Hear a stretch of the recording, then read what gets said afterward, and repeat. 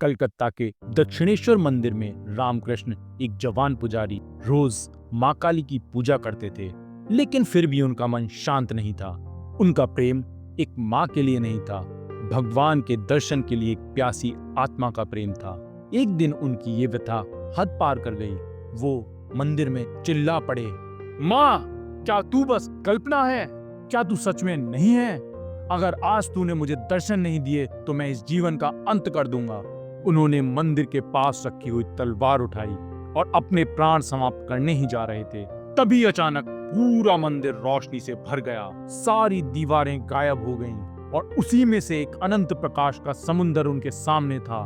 और उसी के बीच माँ काली स्वयं खड़ी थी, मुस्कुराते हुए। यह सब देखकर रामकृष्ण समाधि में चले गए।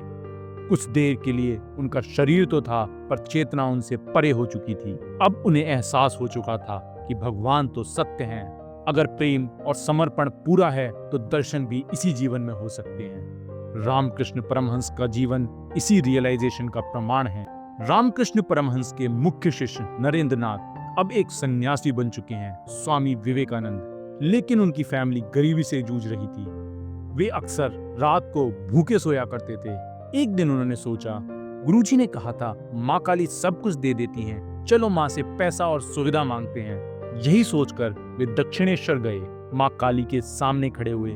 पर जैसे ही आंखों से आंखें मिली, वो कुछ और ही मांगने लगे। माँ, मुझे ज्ञान दो, भक्ति दो, वैराग्य दो। जिस पैसे के बारे में वो सोच कर गए थे वह उनकी जुबान पर भी नहीं आया। और वे लौट आए। पास ही उनके दोस्त जो इंतजार कर रहे थे, उन्होंने लौटते में पूछा, मांगा क्या? तब नरेंद्र नाथ बोले, जब मैं उस माँ के सामने खड़ा हुआ तो पैसे या सुविधा मांगने की हिम्मत ही नहीं हुई। ये 3 बार हुआ। हर बार पैसा मांगने जाते थे, लेकिन ज्ञान और शक्ति मांगकर लौट आते थे।